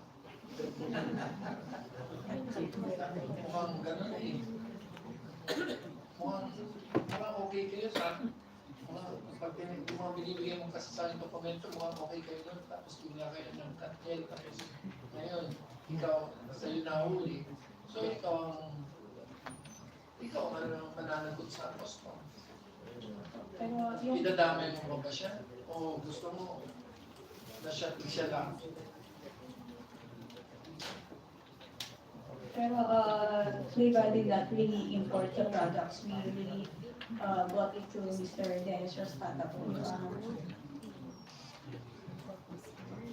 So, ewan ko.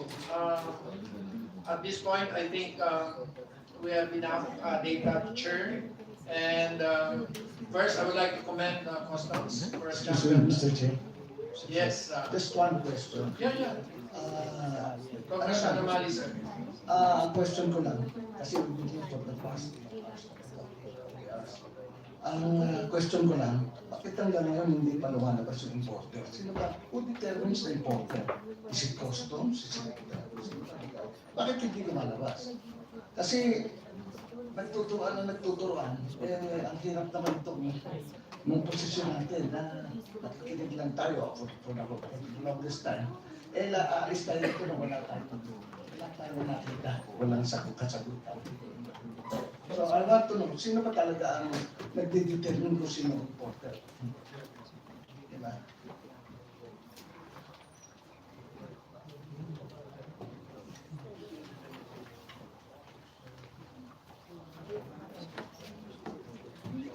Customs, you are the only proper person here. Sigurado ko kung sino may hawak, no? Tapos, kailangan patunayan na hindi siya. Under the operations that we did, Your Honor, yes. We need the owner of the smuggled goods, especially who have brought it. But again, we're conducting backtracking investigation to determine the real importer, Your Honors. It's just that there are a lot of factors that we're considering. Like I said, there were submissions to us, and we're also looking at some participation of the members. And of course, it will be the transcript and the statements that were made in this honorable committee will be very helpful in that backtracking investigation as well. So, yung list of individuals nyo recommended for prosecution, when we file these cases?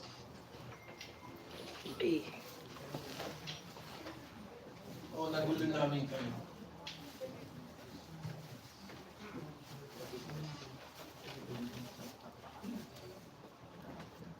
Your Honor, if we can wait for, I don't know how many more hearings would it take for this.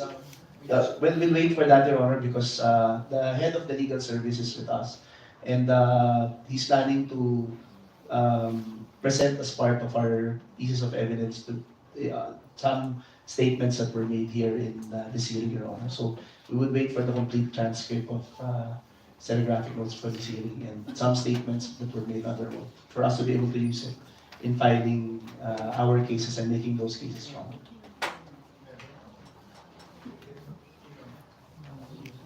Well, Mr. Chairman, I think we already have enough testimony and documentary evidence because December 19 is already very much in the thick of the Christmas season.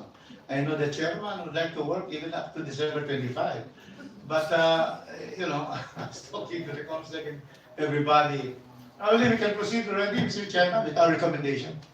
Because I strongly feel that there are responsible people here. So that our recommendation will now be part of the filing of the customs and also the BIR. We have to bring them to court so that there they can present everything.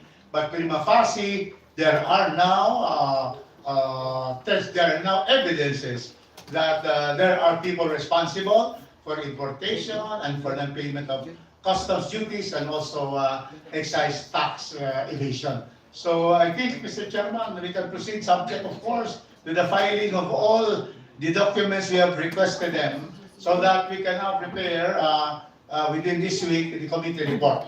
And we will therefore be giving copies of the committee report to the DDI, to the Bureau of Customs, and the BIR for their proper implementation of the resolution, Mr. Chairman. Okay, so for the peace of mind of the people, I think since the committee will essentially prepare the committee report, so the arrest orders are effectively shielded. So you can have your Christmas with your loved ones. And we have made instructions to customs to proceed. And ETS, I think you should clarify already with respect to the definition of the two types of apes. And then, and for the stenographer to please prepare the transcript as soon as possible. Walang tulugan mamaya. So, hi ma'am.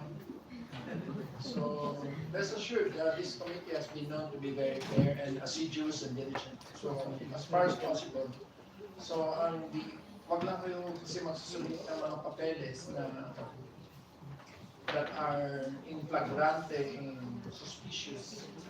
So, anyway, is there any motion? Mr. Chairman, before I move for this adjournment today, let me just thank our chairman, Chairman Joseph, for steering this hearing to the proper procedure and then taking into account all the testimonies that were presented here in the documents. And with that, Mr. Chairman, we are ready to look at the committee report, and those who are present and the members of the Ways and Means and one of the members will be therefore very happy to be able to finish this particular investigation with a warning to everyone that we cannot evade the law. We cannot evade taxes. The long arm of the law will reach you. And that is why it will reach everyone. We are very concerned about 11,900 that it will be properly observed by everyone. With that, Mr. Chairman, thank you to our colleagues present here and our resource person. Move to adjourn, Mr. Chairman. Are there objections? Hearing none, thank you very much and Merry Christmas po. Merry Christmas. Adjourn na po ang ating committee session regarding the excise tax na ng Flava vape product.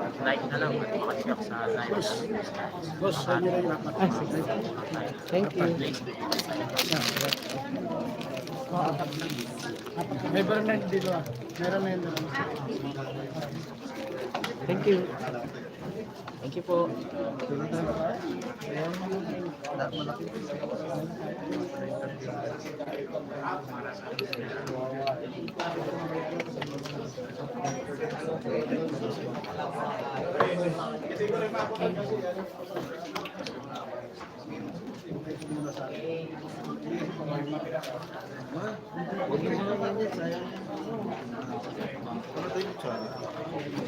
Merong kutsara. Ayun no. Ito, hawak niya.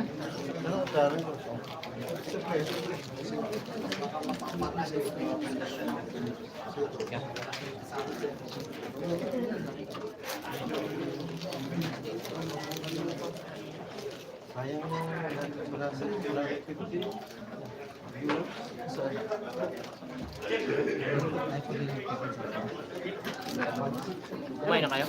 Wala pa.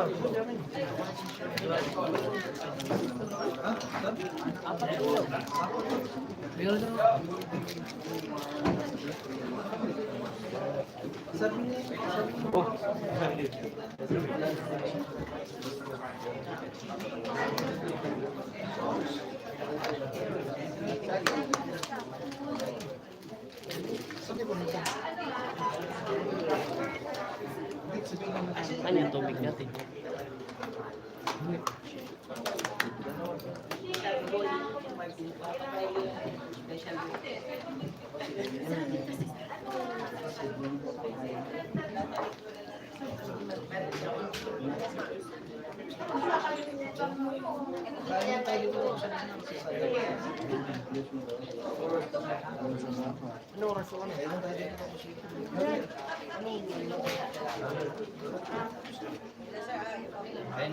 Yung mga tao, pakain.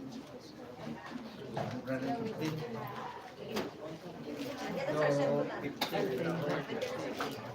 Ako wala, 15 lang eh. Sino man naman yung dalawa.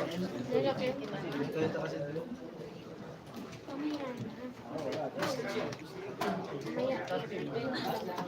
Konti ng viewers mo, Andre, ang dami. Tagal na nga akong binigay. Bakal. Sabagay, ang tagal hindi nila gano'n. Ganun din ako. Na-download ko lang kahapon. Kung sa araw. Ay, kahapon. Sa YouTube ah. Tagal na akong binigay. Dalawa?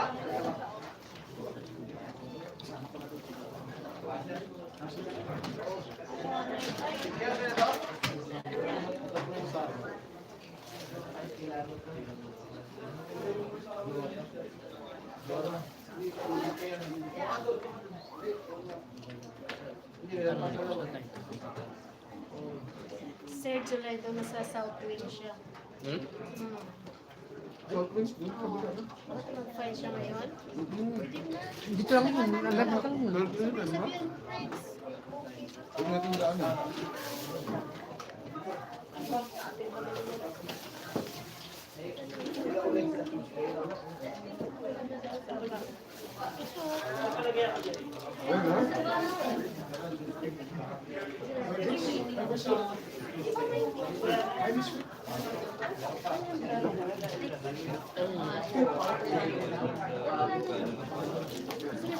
Anong oras sa July?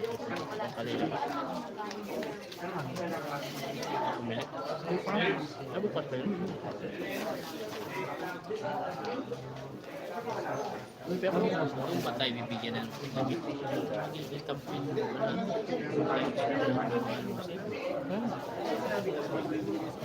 Wala kayo, Noy?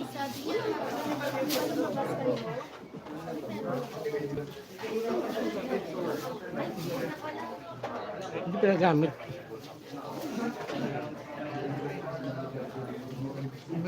Ayun, no?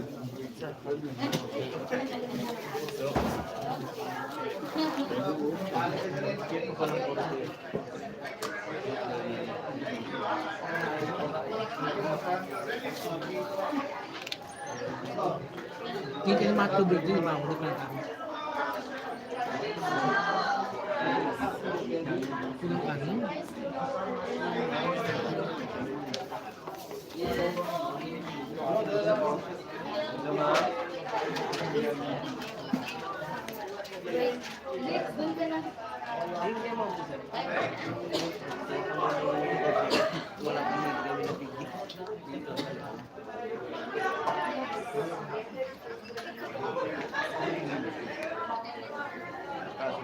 Baka kung maaga pa ako nag-live, marami din akong vlogger. Ano ma'am?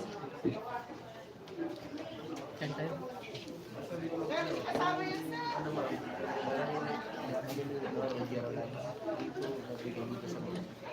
Yung apat na yung aw lima.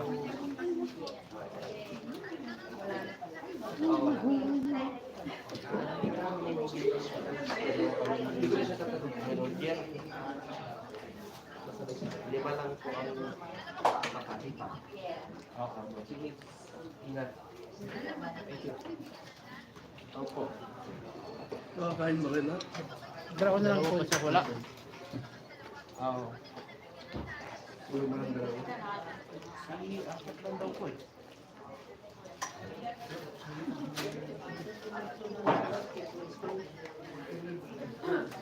Ito, sige. Lima ka na. Pito ka naman.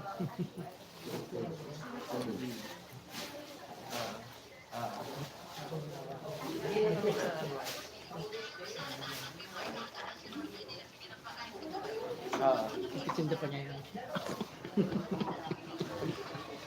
Hindi, nabigyan pala sila.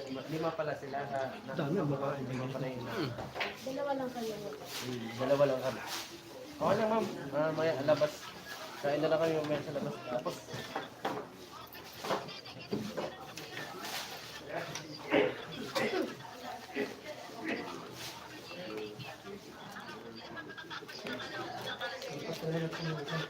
Bawi na lang sila ma'am sa Christmas party. Opo ma'am. Opo. Oo ma'am. Oo.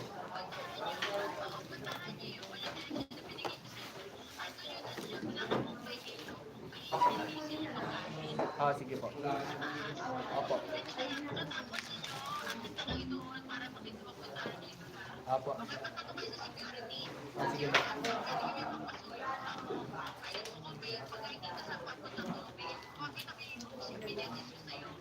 Opo ma'am. Opo ma'am. Copy po.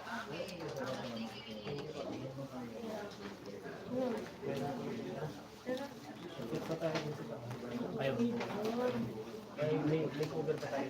Mataas daw. Saan? Yan, yan.